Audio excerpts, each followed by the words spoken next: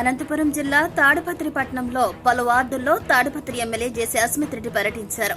అందరినీ ఆప్యాయంగా పలకరిస్తూ ముందుకు సాగారు. అనంతరం గాంధీనగర్ లో ఉన్నటువంటి అన్న క్యాంటీన్ పరిశీలించారు. ఆయన అక్కడ పనులు చేస్తున్నటువంటి వారితో త్వరితగతిన పనులను పూర్తి చేయాలని, త్వరలోనే అన్నా క్యాంటీన్ ప్రారంభిస్తామన్నారు.